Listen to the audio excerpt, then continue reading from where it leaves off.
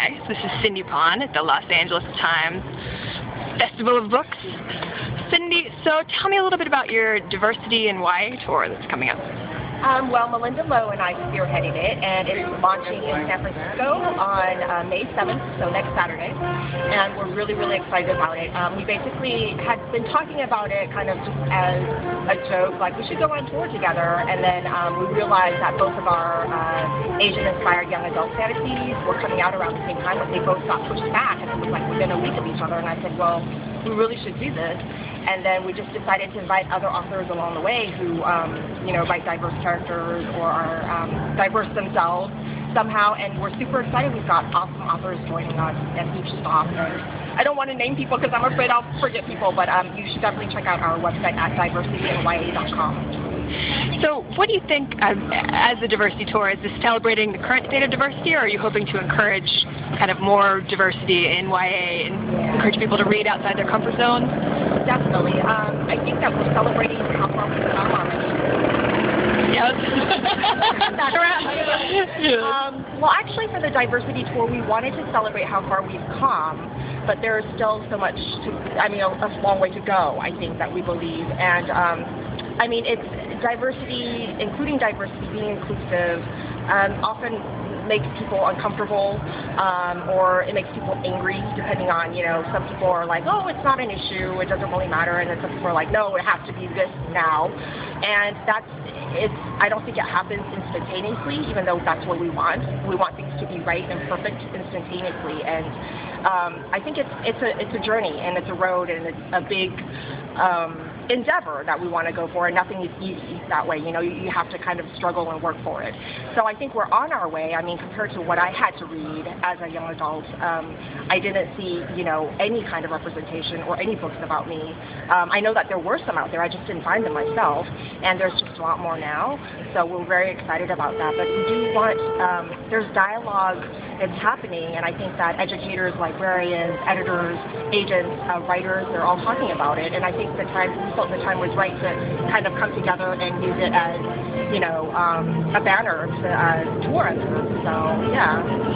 Now, how does it compare, do you think, in being YA as opposed to adult fiction in terms of diversity? Do you think it's harder in some ways because of the constrictions on YA? You have to target. Yeah. Actually, I think that young adult, I fell into young adult by chance. I wrote Silver Phoenix as an adult fantasy novel, not realizing that it could have been marketed or sold as young adult, and I just happened to find a YA agent versus an adult fantasy agent, and he brought it to the YA editors, and nobody ever raised an eyebrow about it being more adult. So I think there actually was more. The editors are more receptive. Silver Phoenix went to auction with 3 different publishers, and that tells me that there's excitement for, including more multicultural stories and more diverse stories, and I think that editors are looking for it. So I think that YA actually is trying to be more, to bring the change on, and it's just where I think we're in a tough place right now in the business because of the recession and publishing. Lots of editors, moved or got laid off and stuff. There's a lot of shuffling going on, and then the fear of ebooks and all this kind of stuff. So I think risks are harder to take, but I do believe that some editors definitely find it to be a passion, and they're still looking for multicultural and diverse stories, and that's wonderful. Absolutely. So let's talk about the Phoenix duology that you've written, and Silver Phoenix just came out, I think, not that long ago. Mm-hmm. So what were some of your influences for writing, a mythological fantasy, a Chinese-based fantasy? Were there any legends or myths or stories you read as a child that helped influence this? Fury of the Phoenix just came out. So Silver Phoenix came out in 2009, so Fury of the Phoenix is his sequel. And for Silver Phoenix, I actually had to do as much research as any other average American. I grew up with the more well-known folklore stories that are tied to holidays, but not anything, I came from a family that I wasn't read to a lot. So whatever I found by myself, and I grew up reading the stories that I found which weren't Asian-based or Chinese-based. So I actually had to do research myself, and I happened to find this book of bestiary that's like a very, very ancient Chinese book that the average Chinese doesn't know. It's like 2,000 years old, and it has pages and pages of monsters and trees and fruits and different mountains and lakes and creeks and gods and things like that. And I use that as an inspiration for both Silver Phoenix and Fury the Phoenix. And I also made up stuff, which was the funnest part. And that's what authors do. They will be inspired by a certain culture, but they'll make up stuff too. So yeah, I did both. In terms of Chinese influences growing up, you said, if the reading wasn't a factor, was there any films or anything that you really identified with, growing up in terms of kind of Chinese-American experience? No. You're like, I'm American. I was just like typical, I had friends who would do all of the dramas and all of the stuff, in the Chinese language, and they'd watch it with their parents. They would be watching the Chinese stuff in the living room, and I had my little TV, and I'd be watching all the American shows. And so I did some research and watched a lot of the wuxia movies that made it over from China, but that was research after the fact. I didn't see it before, and I was quite surprised when a lot of people were like, "Oh, you wrote a wuxia," and I said, "Really? I did?" And then, can you tell me a little bit more about this? So no, it sounds like a very interesting genre, and I think it does fit in it. Some ways, but not like perfectly. But I was very surprised that the fans of it were telling me that that's how it was, and it was quite by accident. So happy accident. We're true. Yeah. Now, in terms of from the first book to the second, I'm probably going to pronounce this wrong, but Zheng Yi, is that? Zheng Ye. Zheng Ye. Yeah. He went through. There was a major evolution in terms of being the villain in the first book, and then the second book he really was the protagonist. Can you talk a little bit about that process of taking someone we all hated from the first book and making us care about him in the second?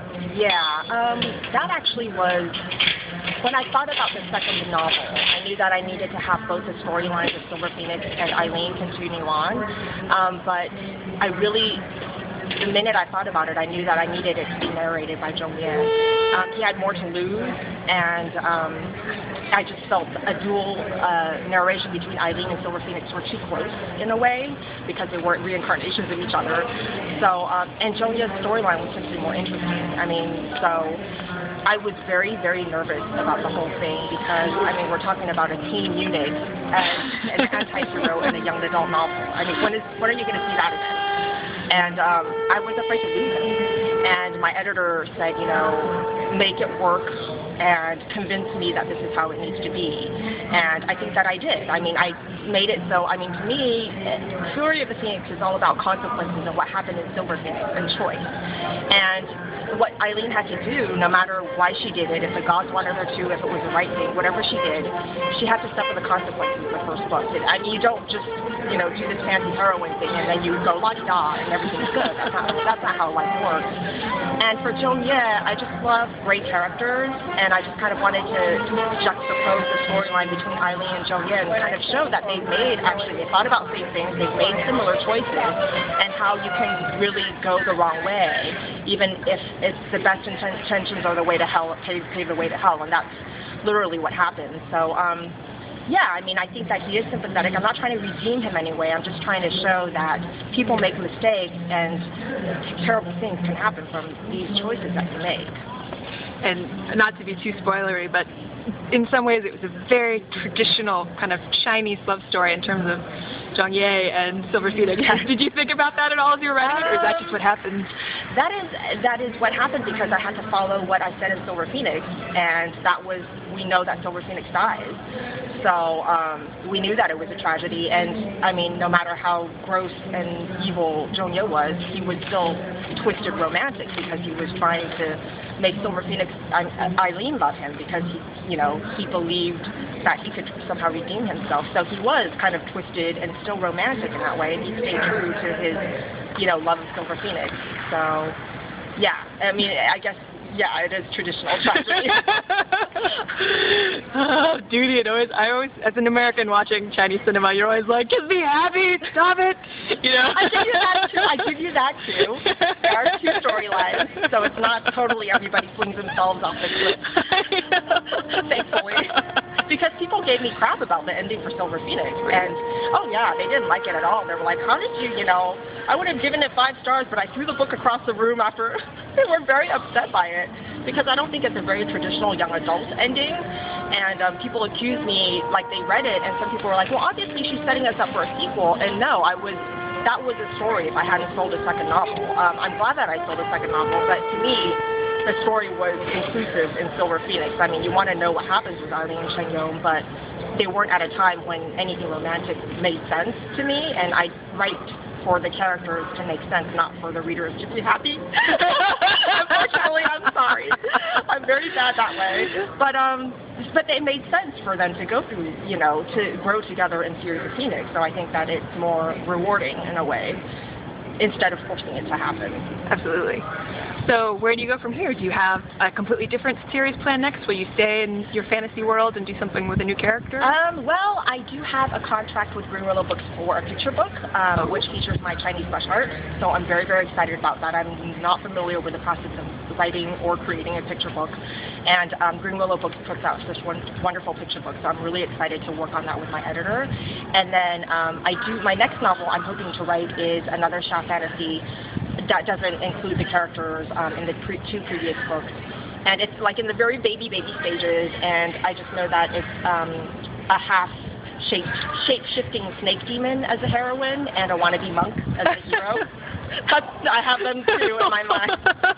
So I'm very excited about it. Very cool. All right, well, thank you very much, Cindy, for taking the time, and make sure to catch Cindy and the crew on the Diversity in YA tour. Thank you. Thank you.